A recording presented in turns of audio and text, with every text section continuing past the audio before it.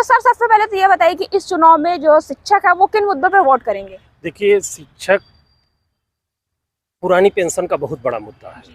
इसके अतिरिक्त एक बहुत बड़ा वर्ग है जिसे हम वित्त विहीन कहते हैं, उनकी सेवा सुरक्षा और उनके जीवन यापन का मुद्दा है, उनको कुछ नहीं मिलता। इसके अतिरिक्त एक मुद्दा सबसे बड़ा शिक्षकों का ये है कि जब से ये सरकार आई है, नई उपलब्धियां देने के जगह जो पहले से हमें प्राप्त हैं एक एक कर छीन रहे हैं। इसलिए शिक्षक बहुत दुखी है और बहुत भय के माहौल में जी रहा है। तो सर आप बताइए कि इस चुनाव में शिक्षक की क्या भूमिका होगी? शिक्षक केवल पुरानी पेंशन चाहता है। हाँ, पुरानी पेंशन के लिए शिक्षक धरना प्रदर्शन सब कुछ किया, मगर अभी सरकार इस पर कोई कुछ किया नहीं। तो सर आप बताइए कि इस चुनाव में शिक्षक की क्या भूमिका होगी? देखिए, शिक्षक के इस चुनाव में शिक्षक की एक महती भूमिका रहेगी। शिक्षक ने जैसे जो पद हैं, सरकारी पद हैं, उन पदों को निरंतर खत्म किया जा रहा है, नए पदों पर भर्ती नहीं की जा रही है। और पेंशन का मुद्दा जो है, सांसद विधायक एक दिन का भी अगर कोई विधायक हो गया तो पेंशन उसको चाहिए, लेकिन जो 60 साल की अवधि तक जो सेवारत है, सेवा कर रहा है, उसको पेंशन नहीं मिल रहा है। तो सरकारी कर्मचारी तो लामबंद है सरकार के विरोध में। इस बार सरकार के विरोध में सरकारी कर्मचारी अपना मत देगा। धन्यवाद।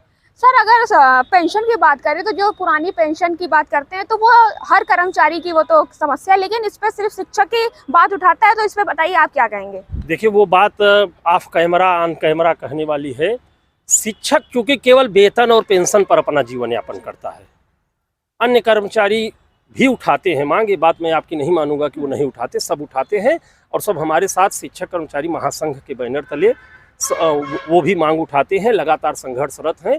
शिक्षक संख्या में ज़्यादा हैं, पढ़े लिखे हैं, वो इसलिए ज़्यादा दिखते हैं। तो सर आप बताइए कि एक सांसद की क्या जिम्मेदारी होती है? सांसद की जिम्मेदारी तो बहुत है। अपने नगर का विकास करे, जहाँ से वो चुन के आता है। उसकी सबसे पहली यही है कि ज़रूरत, पहले वो शिक्षा पे ध्यान दे, दूसरा चिकित्सा पे ध्यान दे, तीसरा रोज़गार परख होना चाहिए। जो भी जहाँ से भी प्रयागराज से यदि चुना जाता है, इलाहाबाद से, तो वो फूलपुर से सांसद चुना जाता है, वो है तो इलाहाबाद ही जनपद, किंतु इन लोगों की कोई बहुत अच्छी भूमिका नहीं रही है सरकार की। हम थोड़ा सा ये पेंशन से इतर होकर आपको बता रहे हैं। इस गवर्नमेंट की उपलब्धियां, इसके पहले जब सरकार थी, उसके पहले हम लोगों को ये आपके 2 बच्चों फैमिली प्लानिंग का वो मिलता था, प्रोत्साहन भत्ता जिसको कहा जाता है, वो मिलता था, वो भी सरकार ने बंद कर दिया 2019 में और 19 अगस्त को। जबकि प्रधानमंत्री ने हमारे कहा था, प्रधानमंत्री जी ने कहा था, मोदी जी ने, कि हम जो जिनके 2 बच्चे हैं वो राष्ट्र हित में काम कर रहे हैं। और योगी जी ने उसी को 19 अगस्त को 19 में ख़त्म कर दिया। इसी तरह से एक छोटा भत्ता हमको मिलता था, सिटी अलाउंस मिलता था, वो भी भत्ता बंद कर दिया। तो भाई शिक्षक जाए कहाँ? नए शिक्षक साथियों की, हम तो पुरानी पेंशन में हैं, किंतु नए शिक्षक साथी जो हमारे छोटे भाई है आ रहे हैं 2005 अप्रैल 2005 के बाद, उनको पेंशन नहीं मिलेगा तो उनके बुढ़ापे की लाठी क्या होगी? क्या है सरकार की, क्या है भाई? यदि सरकार हमें चाहती है तो जब हमारा अधिकार ही छीन लेगी, पेंशन ही छीन लेगी, सारी चीज़ें छीनती चली जा रही है। फैमिली प्लानिंग छीन लिया, आपके प्रोत्साहन भत्ता छीन लिया, आपका वो सब छीनती चली जा रही। हम किस वजह पे उनको वोट दें? और जो सरकार यदि शिक्षा और चिकित्सा और रोज़गार यदि तीनों नील है तो वो सरकार बहुत अच्छी सरकार नहीं कही जाएगी। हम लोग सब शिक्षक साथी, माननीय ओम प्रकाश शर्मा का गुट, माननीय सुरेश कुमार त्रिपाठी जो प्रदेश अध्यक्ष हैं इस समय, सब हम लोग उनके खिलाफ में, सरकार के खिलाफ लामबंद हैं। तो सर इधर देखा जाए तो विद्यालय और महाविद्यालय बंद होने के कगार पे है, तो सरकार की ऐसी कौन सी पॉलिसी है कि विद्यालय और महाविद्यालय बंद होने की कगार पे हैं? सरकार सरकारी विद्यालयों को बंद करने की कुछ चेष्टा कर रही है।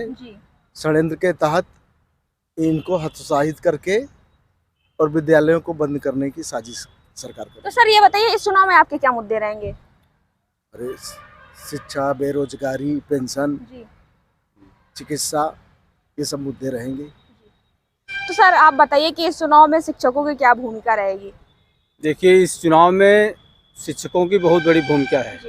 हम लोग, आज चुनाव आया है, इसके पहले से हम लोग आंदोलित हैं अपनी मांगों को लेकर के, जिसमें पुरानी पेंशन और जैसा कि अभी मंडलीय मंत्री जी ने बताया कि हमारे वित्तविहीन के साथ ही जो एक पैसा नहीं पा रहे हैं, प्रबंधक के कृपा पर निर्भर हैं, उनको जो कुछ मिल जा रहा है उसी से जीवन यापन कर। सरकार से बार बार हमारे प्रदेश अध्यक्ष जी माननीय सुरेश कुमार त्रिपाठी ने विधान परिषद में, सड़क पर, सदन में कई बार ये मामला उठाया, लड़ाई लड़ी, लेकिन सरकार के कान में जू नहीं रेंग रहा है।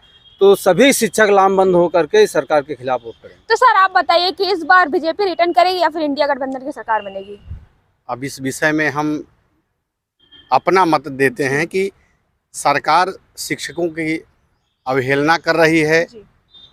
पेंशन, स्वास्थ्य की सुविधा, यह सब इन चीज़ों पर सरकार हम सबके साथ खड़ी नहीं रहे। यही जब विपक्ष में होती है तो शिक्षकों कर्मचारियों के साथ खड़ी होती है, लेटर लिखती है, संसद में लेटर लिखती है, आवाज़ उठाती है। लेकिन यही जब सत्ता में आती है तो हम लोगों के खिलाफ कार्य करना शुरू कर देती है। तो ये बताइए कि इस बार का लोकसभा चुनाव जो है वो इतना फीका क्यों है? आम मतदाता डरा हुआ है, शांत है, जैसा लोग कहते हैं कोई चौंकाने वाला परिणाम आने वाला है। जान लीजिए, कोई खुल के बात नहीं करता, डरता है सरकार के खिलाफ बोलने से। अब हो सकता है ये जान लीजिए कि आम जनमानस की आवाज़ कुछ बदलाव चाहती है, बदलाव करेगी और आम आदमी की समस्याओं को दूर करने वाली सरकार भारत में। तो कह सकते हैं कि इस बार बदलाव होगा, सरकार बदलेगी, बदलाव होगा। तो सर आप ये बताइए कि निवर्तमान जो सरकार है उनके कार्यों से आप कितने संतुष्ट हैं? हम अपने वर्ग के लिए, शिक्षकों कर्मचारियों के वर्ग के लिए कतई संतुष्ट नहीं है। सबसे बड़ी समस्या निजीकरण को इतना बढ़ावा दिया जा रहा है, जबकि आप कोरोना काल में देखिए जो गवर्नमेंट सेक्टर है वही अंत में खड़ा होता है, निजी सेक्टर के लोग हाथ खड़े कर देते हैं। निजी सेक्टर का कार्य है धन कमाना, लाभ कमाना, और गवर्नमेंट सेक्टर सेवा के लिए काम करती है। हमारे विद्यालयों को शिक्षक उपलब्ध नहीं कराए जाते, संसाधन उपलब्ध कराए नहीं जाते, तो इस कारण छात्र संख्या कम होती है, तो फिर वहाँ पद घटा दिए जाते हैं। धीरे धीरे वो विद्यालय बंद हो जाएंगे तो गरीब और आम जनता के बच्चों को कौन पढ़ाएगा? इंफ्रास्ट्रक्चर की दिक्कत है हमारी संस्थाओं में, सरकार उस पर ध्यान नहीं दे रही है। जो अनुदानित माध्यमिक विद्यालय हैं, एडेड जिसको कहते हैं, उनको वेतन तो दे रही है सरकार, वेतन के अतिरिक्त उनके रख रखाव पर एक पैसे का कोई अनुदान नहीं है। तो वो किस खर्च से कैसे वो आज के इस युग में, भौतिकवादी युग में, जहाँ टूटी छत हो, पानी न हो, उन विद्यालयों में कोई बच्चा अपना क्यों भेजेगा? तो और गरीब को वो पब्लिक स्कूल में पढ़ नहीं सकता। तो आम और गरीब व्यक्ति की शिक्षा देने का दायित्व सरकार का है, उसके लिए राजकीय और अनुदानित संस्थाएं हैं। उन संस्थाओं पर जोर नहीं दिया जा रहा है, तो इसलिए इस मुद्दे पर सरकार के कार्य को हम 0 अंक देते हैं। तो सर आप बताइए कि बीजेपी जो है वो साम दाम दंड भेद सबका जोर लगा रही है, तो क्या इस लोकसभा चुनाव में भी सरकार उसका उपयोग करेगी, प्रयोग करेगी? बिल्कुल करेगी, लेकिन मतदाता उनसे भी ज़्यादा जागरूक है। अगर आप साम दंड भेद दिखाएंगे तो उसका प्रतिफल वो 25, यहाँ तो 25 तारीख को चुनाव है, हर जगह पे जहाँ जहाँ चुनाव है उस डेट को, उस तारीख को ऐसा मतदान करेगी कि 4 जून को आपकी खटिया खड़ी बिस्तरा गोल हो जाएगा। सर ये बताइए कि महंगाई, बेरोजगारी लोग मुद्दा उठा रहे, क्या यही बड़ा मुद्दा है? कई मुद्दे हैं, महंगाई, बेरोजगारी तो ऐसा मुद्दा है कि जनमानस का मुद्दा है। जिनके पास रोजगार नहीं है वो अपना जीवन यापन कैसे कर रहे हैं? उनको दैनिक जीवन 2 जून की रोटी इकट्ठा करने में, भले आप मुफ्त राशन दे रहे हैं, लेकिन मुफ्त राशन अगर आप दे रहे हैं तो कहीं ना कहीं आप जनता को अकर्मण्य भी बना रहे हैं। तो ये सब मुद्दे फ्री का देने से जनता सब, इनके लोग लुभावने जो वादे हैं इन सब से ऊब चुकी है। अब जनता इसका प्रतिफल 4 जून को इनको देगी। तो सर आप बताइए कि आपके हिसाब से कैसा सांसद होना चाहिए?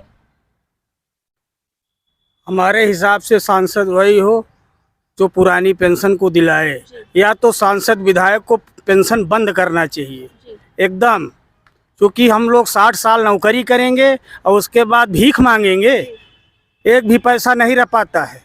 तो सांसद विधायक का पेंशन तत्काल रूप से बंद करिए। अगर हम लोगों का पेंशन नहीं देना है तो उनका बंद करिए, बस यही कहना है। तो सर आप बताइए जो कम वोटिंग पड़ती है उससे आपको क्या लगता है कि किसको फायदा होता है, सत्ता पक्ष या विपक्ष को? फायदा तो दोनों बिंदु है। कुछ सेफोलॉजिस्ट ये कहते हैं कि जब परिवर्तन चाहती है जनता तो बड़ी वोटिंग होती है, कम हो रही है इसका मतलब, लेकिन एक वर्ग का ये भी मानना है, कई चुनावों में ये उदाहरण है कि अगर सरकार के कार्यों से असंतुष्ट है जनता तो कम वोटिंग करती है। सच्चाई ये है कि कुछ राजनीतिक रुचि रखने वाले लोगों के अतिरिक्त आम जनता का चुनाव से कोई मतलब नहीं। वो अपने को इस पूरी लड़ाई से बाहर समझती है, उस दिन किसी तरह वोट भले दे देती है। ये हमारे लोकतंत्र के लिए बहुत बड़ा खतरा है। जो भी राजनीतिक दल हैं या सरकारी मशीनरी है, उसको इस पर सोचना चाहिए कि कैसे जनता का लोकतंत्र में जुड़ाव बढ़े। अगर जनता लोकतंत्र से दूर हटेगी तो राष्ट्र के कल्याण के लिए उचित नहीं। सर, योगी कहते हैं कि अपराधी डरा हुआ है, अपराध सब खत्म हो गया, तो आप बुद्धिजीवी हैं, तो आप बताइए कि इस बात से कितने सहमत हैं आप? बिल्कुल सहमत नहीं है, वही स्थिति है। किंतु अब ये इतना प्रचार और प्रसार इनका इतना ज़्यादा होता है टीवी पे। आप देखिए टीवी चैनलों पे जितने भी टीवी चैनल आपके चल रहे हैं, उसमें केवल प्रधानमंत्री मोदी या अमित शाह या योगी आदित्यनाथ के अलावा चौथा चेहरा देखने को नहीं मिलता है। तो पब्लिक अब जान रही है, पब्लिक जागरूक हो रही है, पब्लिक जागरूक है। जो भी चीज़ें हैं प्रदेश के हित में, शिक्षक समाज नहीं, शिक्षक पूरे समाज से जुड़ा हुआ होता है। हर बच्चा, हम जब पढ़ाते हैं तो हमारे जो भी क्लास में बच्चे होते हैं, स्कूल में बच्चे होते हैं, हर वर्ग के बच्चे होते हैं। जब हम किसी में भेदभाव नहीं रखते तो ये नेता कैसे भेदभाव रखते हैं? इनको भी भेदभाव नहीं रखना चाहिए। और ये जो भेदभाव करके ये नेतागिरी अपनी ये गरम करते हैं, इस तरीके से देश का निर्माण नहीं होता। देश इस तरह से विकसित नहीं होगा, कभी भी नहीं होगा विकास। इस देश का विकास तभी होगा जब हर नागरिक वोट करने जाएगा, हर नागरिक अपने अधिकार को, मताधिकार का प्रयोग करते हुए अपना जानेगा। तभी वो गवर्नमेंट, कोई भी गवर्नमेंट यदि चल रही है तो उसमें हमें प्रतिभाग करना चाहिए, लेना चाहिए, हिस्सेदारी करनी चाहिए। जाके हमें सबसे पहले अपने मतदान का उपयोग करना चाहिए, तभी हम किसी गवर्नमेंट को कह सकते हैं ये गवर्नमेंट सही है या गलत है। जी। तो सर आप बताइए कि अभी अपने लोकसभा में आप कौन कौन सी समस्याएं देखते हैं? लोकसभा में समस्याओं का अंबार लगा है। सरकार सिर्फ अपना प्रचार प्रसार कर रही है, मूल मुद्दों से भटक जा रही है। न किसी चीज़ का आधारभूत सुविधाओं पर ध्यान दे रही है। गरीब आदमी गरीब होता जा रहा है, अमीर आदमी अमीर होता जा रहा है। असमानता बढ़ती जा रही है इस सरकार में। तो सर आप बताइए कि योगी कहते हैं कि अपराध खत्म हो गया, अपराधी सब डरे हुए हैं, तो आप जैसे बुद्धिजीवी, तो आप बताइए कि आप इस बात से कितने सहमत है? क्या सच में अपराध खत्म हो गया और अपराधी डरे हुए हैं? नहीं, बिल्कुल नहीं।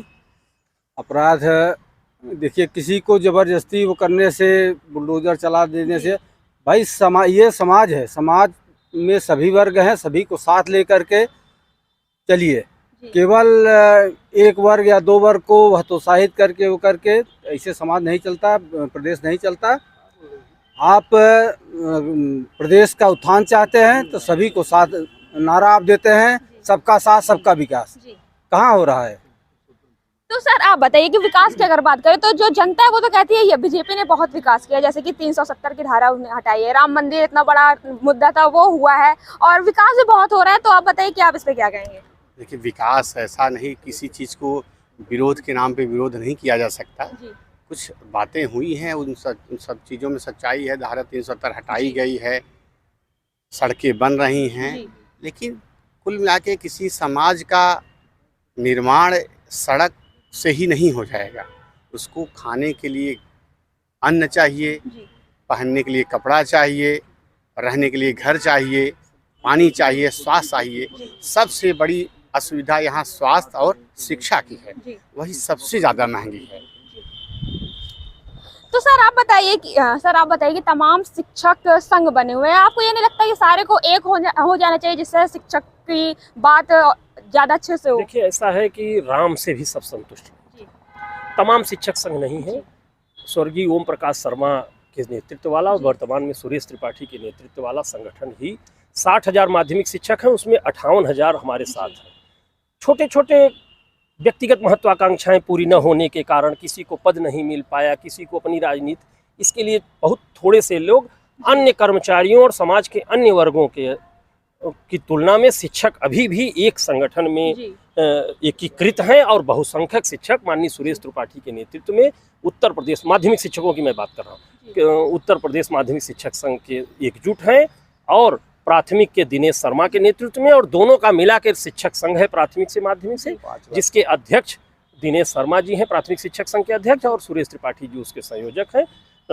तमाम संगठन थोड़े थोड़े कुछ लोग, आप सबको संतुष्ट नहीं कर सकते परिवार में, लेकिन ज़्यादातर आम शिक्षक इन्हीं के साथ हैं। तो सर आप बताइए कि अध्यापकों से आप क्या अपील करना चाहेंगे? अध्यापकों से यही अपील करना चाहेंगे, जो आपके हित में हो आपको स्वयं निर्णय लेना चाहिए। आप सक्षम हैं अपना निर्णय लेने के लिए, किंतु सरकार को इतना बाध्य कर दीजिए कोई भी वोट देने के पहले कि वो एक बार सोचे कि हमने शिक्षकों से पंगा लिया है। तो शिक्षकों से यदि कोई भी सरकार पंगा लेती है, यदि उनके मन का नहीं करती है, तो सरकार जाना सुनिश्चित है, ये आप मान के चलिए प्रदेश से। तो चलिए अभी हम सारे टीचर से यही जानना चाहेंगे कि क्या बदलाव होगा या नहीं। सर आप बताइए क्या बदलाव होगा इस बार? बिल्कुल बदलाव होगा इस बार। सर आप बताइए। लगता तो है। सर आपकी क्या राय है कि क्या इस बार बदलाव होगा? बहुत बड़ा परिवर्तन, अंदरूनी परिवर्तन आपको दिखेगा। आपको न टीवी पे दिख रहा है, न सड़कों पे दिख रहा है, किंतु बहुत ही चौंकाने वाला परिणाम आपके सामने आएगा पूरे भारतवर्ष से। तो सर आप बताइए आपकी क्या राय है, बदलाव होना चाहिए या नहीं? तो होना तो चाहिए, लेकिन देखिए क्या वो होता वक्त है। बताएगा सर। हाँ, सर आप बताइए बदलाव होगा? बिल्कुल बदलाव होगा। मतदाता एकदम शांत है। 4 जून को एकदम चौंकाने वाला परिणाम आएगा। तो सर आपका क्या कहना है, बदलाव होगा या नहीं? परिवर्तन प्रकृति जी नियम है। जी आज जो आया है कल जाए।